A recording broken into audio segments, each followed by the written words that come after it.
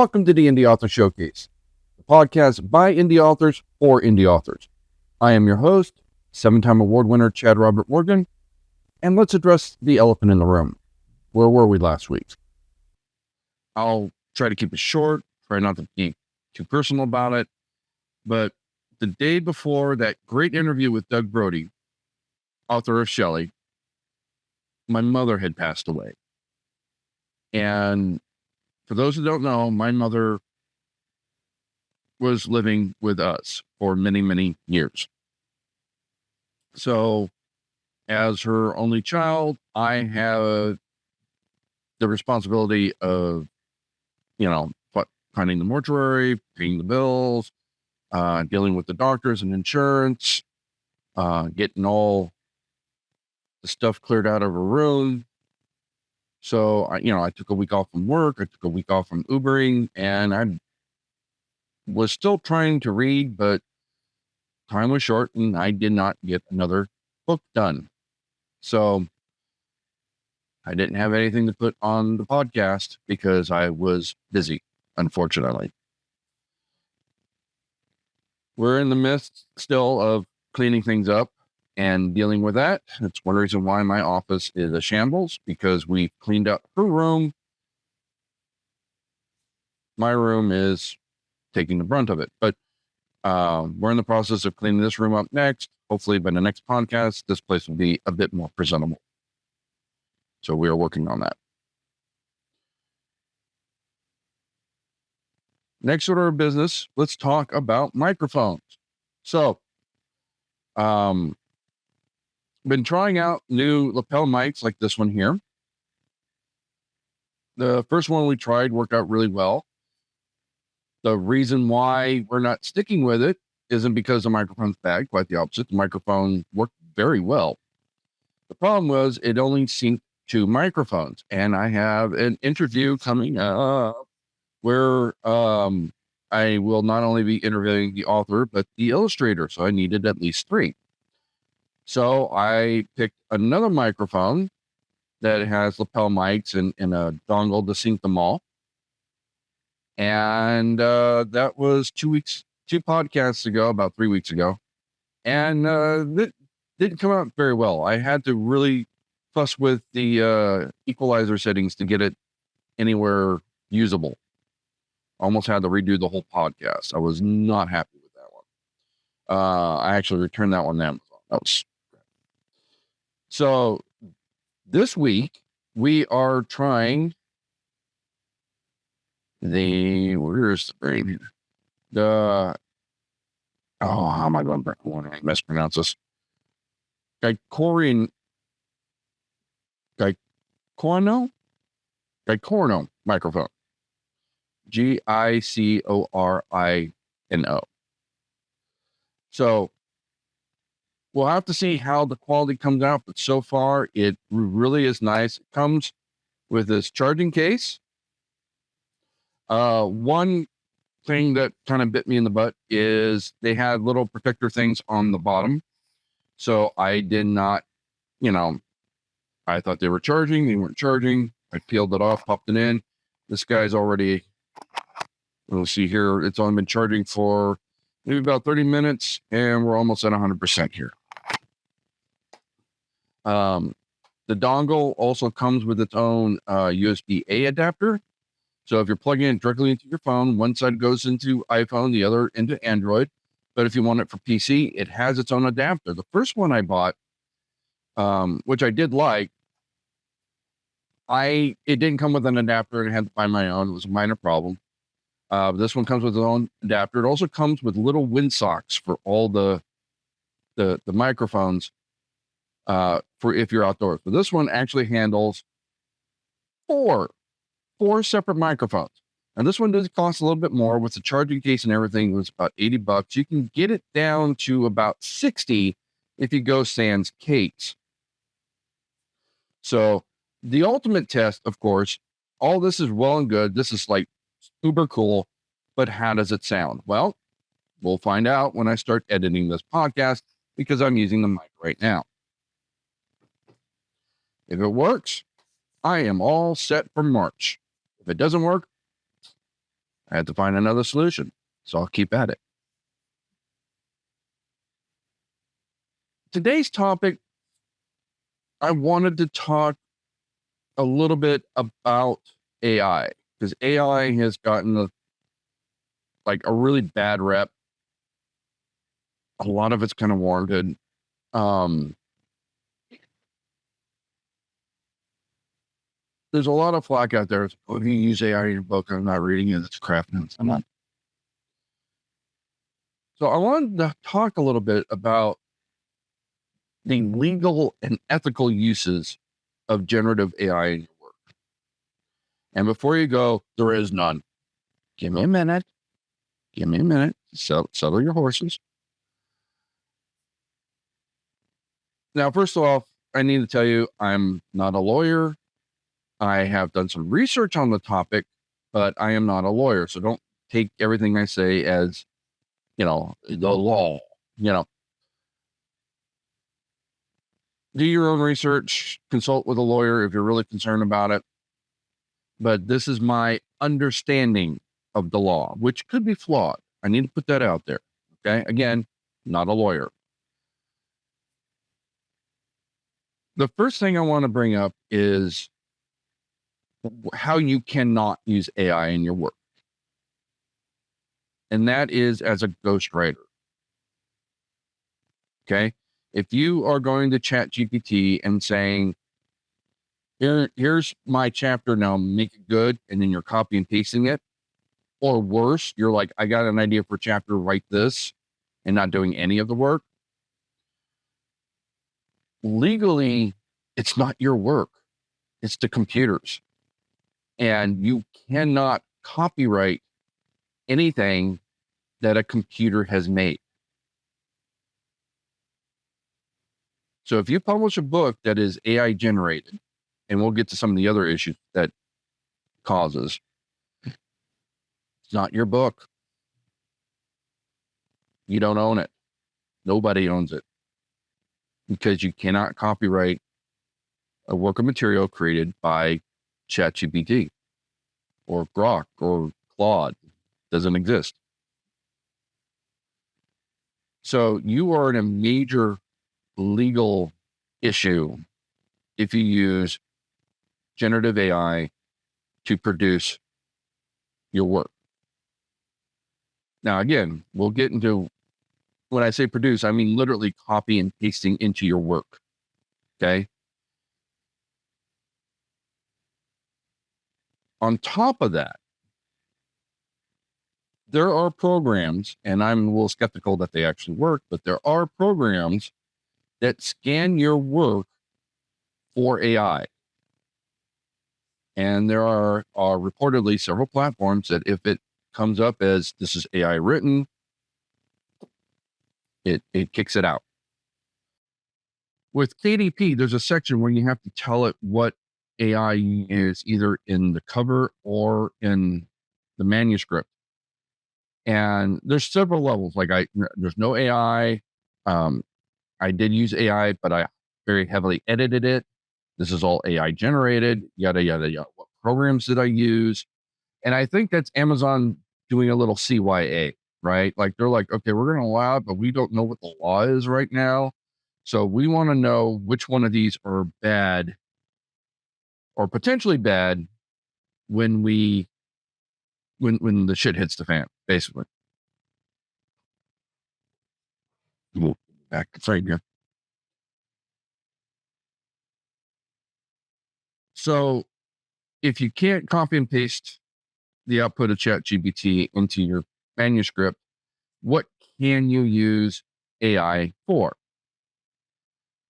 Here is my opinion of ethical uses for AI. First of all, a spell checker. Now, if you're using something like Word, you probably have, or you're running things through Grammarly, you're already kind of using AI anyway. I mean, generative AI is a different beast, but it's still using the computer to check your work. I don't think there's anything wrong with that. I don't think there's anything wrong with taking your manuscript, running it up to ChatGPT and say, by I mean the spelling errors. Now, again, I say this with a caveat. Some programs, some generative AI programs might take your work and use it to feed the learning model. So you might want to check the fine print on your program of choice, whether ChatGPT or Grok or whatever, and say, will it analyze your work? Are you okay with it? Can you disable that? These are the questions you need to ask yourself before you upload anything to ChatGPT or any other of these generative AI services. Me, myself, I'm not that concerned about it. My stuff is usually pretty out there that AI has no idea what the hell I'm doing. But I mean, again, I'm less concerned about that. I'm not really worried about my work being used to feed the the model. I don't know, but maybe I'm wrong. I don't know. We're still new in this, so we don't really know what the repercussions are. But having it check for spelling errors, for grammar errors, I think that's perfectly acceptable. It's not actually doing any of the writing for you. It's just checking for errors. Okay. So that's case number one that I think is valid. Number two, and this one might get me a little bit flack, but one of the things I like using it for is to help with writer's block. So this actually happened when I was working on ISF2. I was in a little bit of getting towards the end. I'm like, okay, what really has to happen now? I'm thinking about it. And I had the chapter half written, and I went to one of these AI programs, whether it was ChatGPT or Claude, I forget. And I said, what happens next? Write the chapter for me.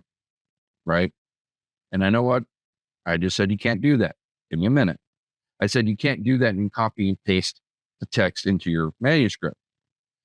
But what it did was it wrote the chapter out. And I read through it and it was really bad. Right. Which is fine.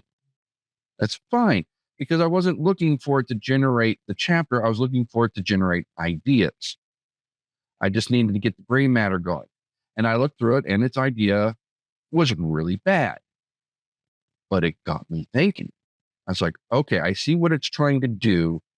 This is a really bad solution. But what would be a good solution is if I did this instead, and then I started writing. What the AI was basically trying to do was create another obstacle for the characters. And it invented one that made no sense and was impractical and everything like that. And I was like, okay, but I have a character that's having this chronic condition that's been popping up and causing problems. What if we had another one of those pop up? And then, but then we would need a diversion. So then I'll have to create a diversion. I actually started going back to earlier in the text to put a Chekhov's gun so it didn't feel out of place when the second character created the diversion from the first character. And so the whole thing just started this domino effect of ideas that I started piecing together. Okay. Again, I think that's fine. Okay. If you're saying write the chapter for me, you're copy and pasting the text in your work, that's bad. If you're saying write the chapter for me, you read through it and you're like, that's kind of stupid. But you know what would be cool now that I think about it? I think that's fine. Because you're not actually using any of the stuff ChatGPT has generated. It's just it's like asking a buddy, what's your advice? What's your opinion? That's fine. You can ask it its opinion. Another thing that you can use generative AI for, or ChatGPT or Claude or any of these other things, is kind of as a research partner, right? Hey, yeah, I need a person's been shot. What are the medical protocols for doing this? Da-da-da-da-da. I mean, if you're typing it up in Google, it's probably going to give you an AI response anyway. because they got that new section now where you do the search and then first thing that pops up is an AI summary before you start going through the links. But again, I think that's fine, but you have to have this little bit of a caveat because I have found that these generative AIs tend to hallucinate. I got a good example of this. Let's move on real quick before I get to that. The last thing that I tend to use ChatGPT for, or Claude, I bounce between the two, right now, is reviewing my work. Like I'll upload the chapter. And what's really nice is with these things, they can actually chronicle every chapter you upload. Like you can have one project and it's just the entire work you're working on. And I can sit there and say, how's it going? How's the flow going? And again, this is not any different than asking a beta reader what his opinion is. Now, again, ChatGPT might give you its opinion and it might be bullshit. That's for you, the author, to discern. But you're going to get the same thing from a beta reader. Beta reader might read that and go, yeah, I like that character. He's kind of a jerk. Get rid of him. And you're like, well, okay, he's my main character. I cannot get rid of him. Plus, he's a jerk on purpose because he's got this growth arc. So, it just reminds me of Scott Pilgrim versus the World, where it was, Scott Pilgrim's a real jerk.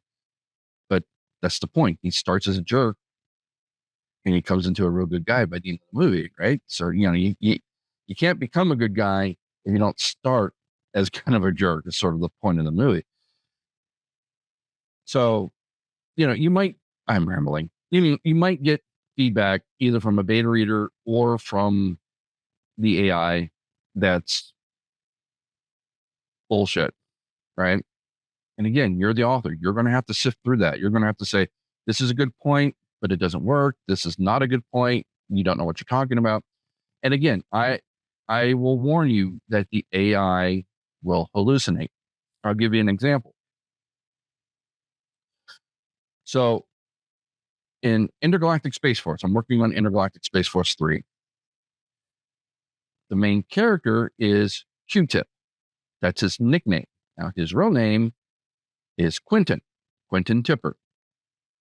The only person who ever calls him Quentin is his girlfriend. Everybody else, almost everybody else, calls him Q-Tip.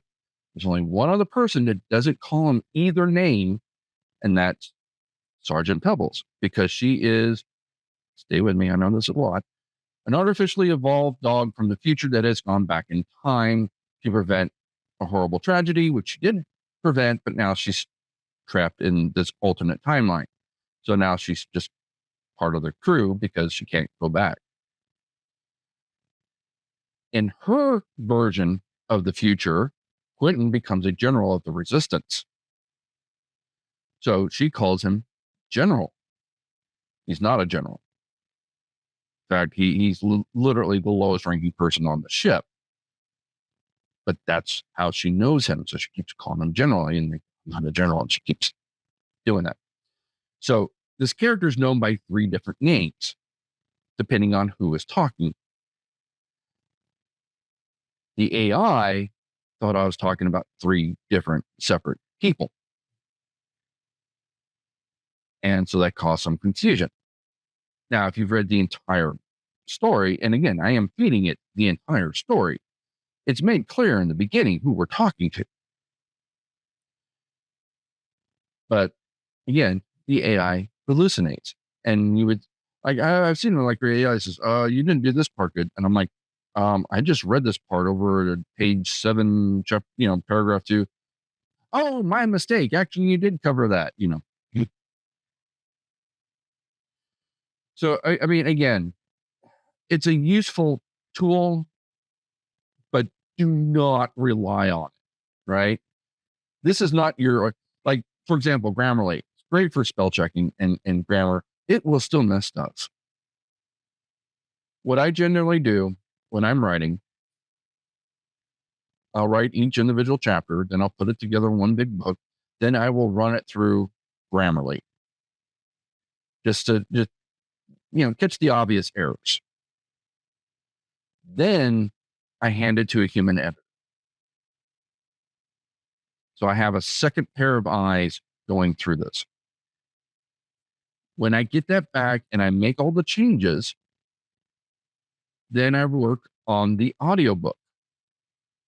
Because when you're doing the audiobook, you have to read every single word. You can't skim it like you normally do when you're reading, right? You have to actually say every word. And so when I read the audiobook, I can catch a few more errors. Things that might be grammatically correct, but it's wrong in context. For example, in ISF2, the robot was referred to as it. Now in 3, he's taken on a persona. He's considered a him. But in 2, he was a machine. He was called it. And there was a few times I slipped in the wrong pronoun and referred to the robot as he, him instead of an it. So I'm reading the audiobook. I'm like, oh, wait, that's wrong. Quick change and everything. Right. So the audiobook for me is the final edit. Okay. By that point, it's already gone through Grammarly, which again, do not rely on. It's a nice tool, but it's not the end all be all. Then it's gone through a human editor. So it's got a second pass with a human pair of eyes. Then it's going through a third pass as I'm doing the audiobook. And I have still found spelling errors in my work. Okay. So my new workflow is on top of Grammarly, feed it through ChatGPT and say, find me errors. Find me errors in consistency. Find me errors in grammar. Find me errors and just use it as an editor. And you can't use it as a ghostwriter, but you can use it as an editor. And remember, the suggestions it kicks out, you don't have to follow. I mean, if it told you that you spelled whole with a W and it's supposed to be whole with a H, well, you should go in and fix that.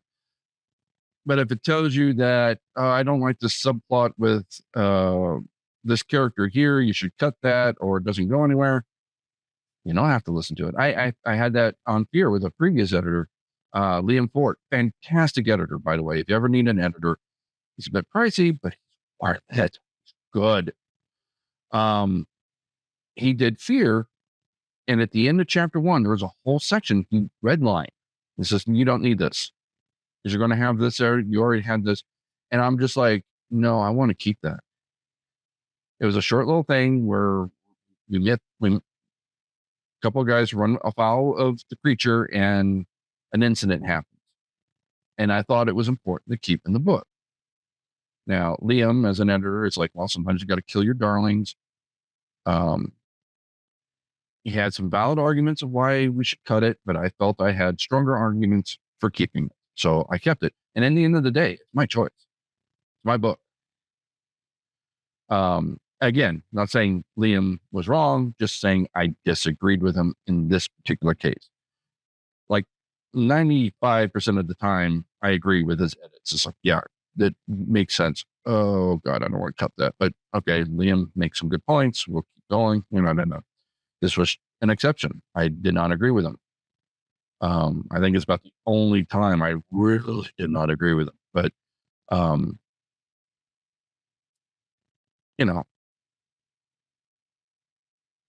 as a writer, that's your job. You're crafting the book. And if the editor says, cut it,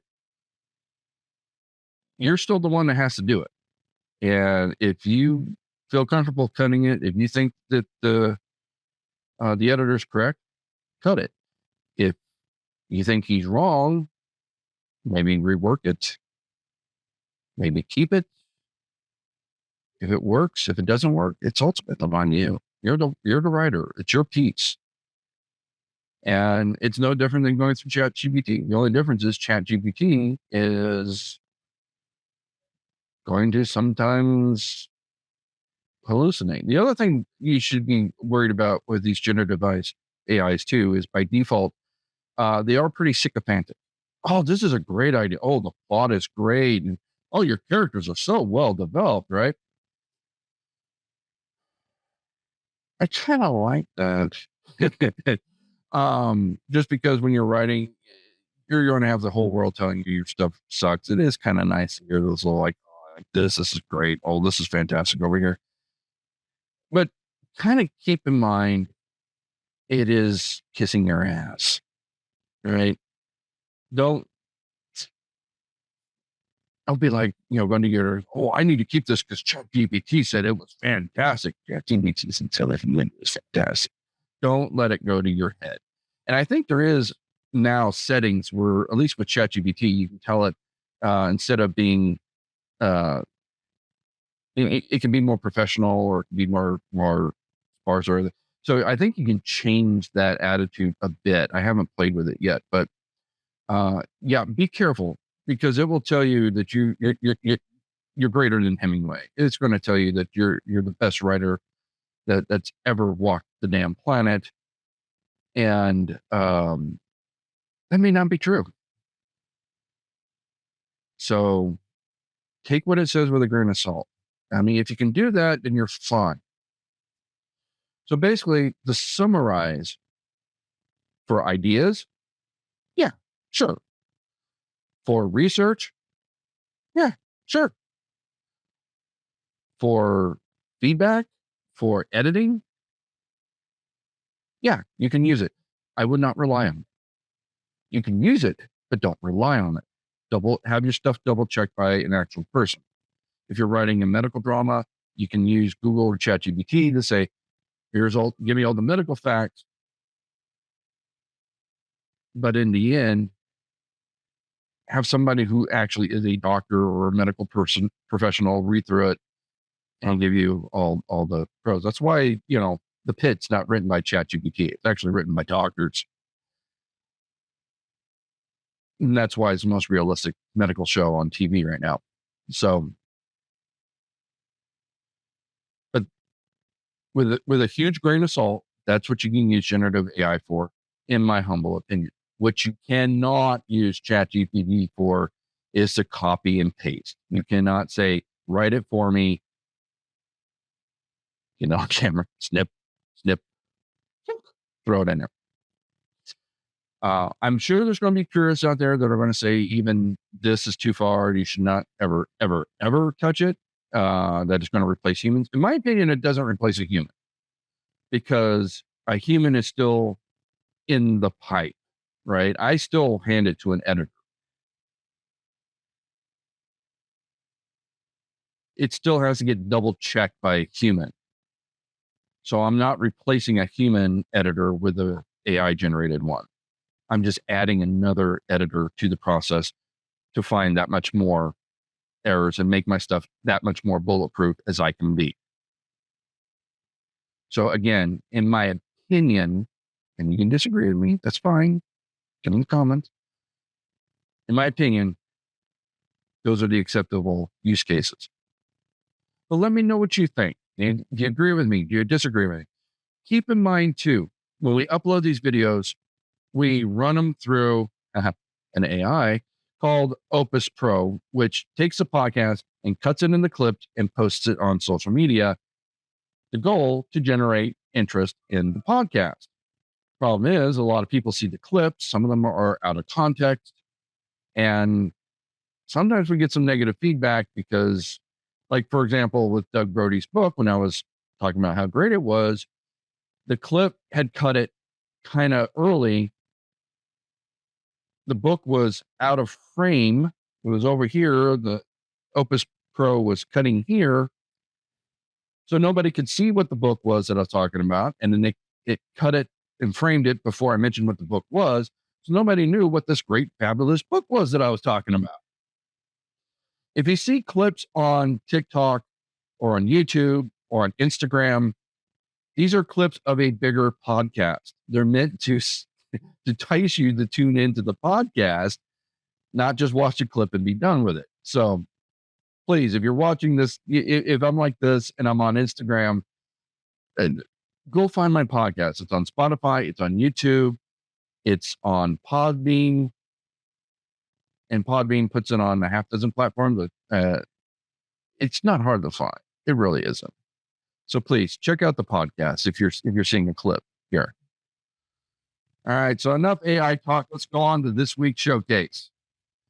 I met this gal over at LA Comic-Con, which I think is a huge showcase for indie authors. If you are looking for an indie author, WonderCon and LA Comic Con are two great places to go because you're going to have a huge variety of indie authors, huge variety of genres to choose from. I at WonderCon, I have seen anything from mecha sci-fi to anime-inspired romance to Futanari porn. So it runs the gambit. Okay. This gal I met at LA Comic Con, which is probably even better than WonderCon, and WonderCon's really good, but LA had this huge. I mean, just Kanata Hall was just filled. The only problem with filling Kanata Hall is so many people don't know there's a Kanata Hall. I think they tried to fix that by putting the celebrities. So you got the autographs, you had to go down and through, because they might not wander down there unless they know that they can get their autograph with Elizabeth Olsen or something like that. But Kanata Hall was just filled, and it's got to be at least double the space that WonderCon has for indie authors. And there were still others, like there were some up in Artist Alley, there were some up in that had full booths upstairs. So there was just wow. I went to Kanata Halls. So this person I did meet, we are talking about Ingrid Boone, and we're talking about her book, The Handler's Gambit. So this is a very militaristic sci-fi novel. Okay. Our main character is actually at some academy. He's trying to get out of the academy. He winds up going on into another like branch of service. It's sort of like the equivalent of you're trying to get out of the United States Navy. So you wind up getting hired by the Russian Navy, I guess would be the equivalent. And we fast forward a couple of years after that first chapter and realize he's not really happy here either. He's trying to get out. And he is put in charge of handling the weapon, which is very invoking of, Black Widow in the Red Room kind of thing, right? This is she's a member of an alien species that she has been basically bred and trained to be an assassin by the same alien species that are basically running this fleet right now. And so they're going on military ops, but at the same time, this character, Commander Boone, is trying to juggle things. So his own illicit activity is kind of hidden. He's trying to get out from underneath the warlord that he's serving because he's kind of psychotic and just wanting to burn everything down. Gee, we in America don't know anything about that.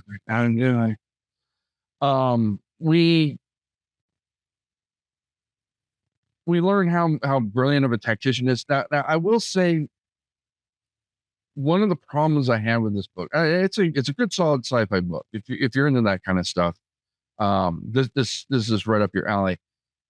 But it suffers kind of the same fate as a lot of books of this type does, which is Turner Boone is a product of this world, of this universe. So nothing has to be explained to him. He knows how everything works because he grew up in it. Now he's young, he's inexperienced, he does have to learn a few things, but nobody has to explain to him what a Saxon is, for example, because he's serving under a Saxon. What's a Saxon? It's one of the alien races. What makes them Saxons? Part of what you got to figure out. So, I mean, again, it's sort of, it's kind of like the equivalent of like when you watch Dune and it just like, you're just thrown in because you have this whole world and there's no real backdrop. Like, where is Earth? Right. If you watch Dune, there is no Earth. Now, if you read the series and read the follow-up series that were written by Frank Herbert's son after his death, you realize that Earth is in the history. It's in the distant past. There was actually, all these humans actually came from Earth and everything like that. But you don't get that from the original book. The original book is literally a galaxy far, far away kind of thing, where we're thrown into this world and you have to kind of catch up through context what all this is about. They will explain some things to you, but they can't just stop the story cold and give you a bunch of exposition. Okay, so you see this planet here is part of this confederation and they joined over here. So when you're reading a book like this, you have to pick up a lot through the context clues. You have to sit there and say, okay, this is an alien. I guess we're going to learn more about this as we go. Okay, now I'm getting it. Yeah, we get the same problem, at least in my opinion, when we do like fantasy books, like, Lord of the Rings. They're not really going to sit there and just give you this big, huge thing in the chapter. These are orcs, these are elves, these are dwarves, So I guess what I'm trying to say is the negatives from the book are kind of not really Ingrid Boone's negatives. They're just sort of the nature of this type of book. Anytime when you have this huge alternate world and everybody is from this alternate world, you got to go with it. I mean, I had a similar problem when I was doing with the Lost Ship. Because in the Lost Ship, we're in a world where aliens have basically conquered humanity. And so I'm reading this, I'm like, what's with the lizard dude? Why is he in charge and everything like that? Takes a few chapters to kind of get caught up and realize, oh, we got conquered. And again, it don't just really say that in chapter 1. It's not like there's a text scroll, 500 years ago, the Earth was conquered by giant snakes with arms, and they're really mean. We don't like them, but if we don't do as they say, they'll kill us all. Now,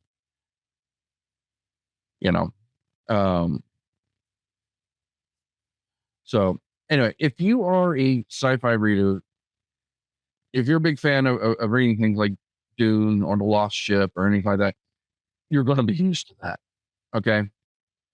So it is a little like being tossed in the middle of a foreign country without knowing the language and having to learn it as you go. But again, with these kind of books, that's kind of the norm. So not really a flaw, just kind of a warning. If you are not already into sci-fi and into that or fantasy and into that kind of world building kind of thing, you're going to struggle with it. But you're also going to struggle with Dune. You're going to struggle with The Lost Ship. You're going to struggle with Lord of the Rings. I mean, it's just the nature of the beast. So overall, I think the book it's a solid book. We start seeing a little bit of a relationship developing between Boone and Elion, i.e. the weapon. And we start seeing what his larger plan is, and will it actually work out? And this is book 1 of a series, so I'm kind of curious of what happens after this. But overall, I would say if you are a fan of sci-fi, especially if you're a fan of militant sci-fi, give the Handler's Gambit a try. So with that is this week's podcast. We will be at WonderCon at the end of March. So keep an eye on for us for that. We got some interviews lined up. I know I've been talking with Cynthia Diamond. We just got to find a good date. I had one of our podcasts was caught by Brandon McNulty, who we've talked about many times on the show. And he said, "Hey, I'd love to be on your podcast. We'd love to have you." So now I got to find a date for him. I think that would be really great because again, if you've ever seen his YouTube videos, they're way more polished than the shit, right? He's got that down. He's got a very polished professional uh, uh, YouTube channel that I really admire. So we're talking about getting him on the show. We already have an interview scheduled for March, and we're going to do a little something special. So hence the microphones. So don't want to get too spoilery with that, but stay tuned for that. So we are definitely busy for this month and for next month. Really busy next month. So keep tuned in. Remember, if you want to support us, the best thing you can do is go to our website at shopspectralink.com.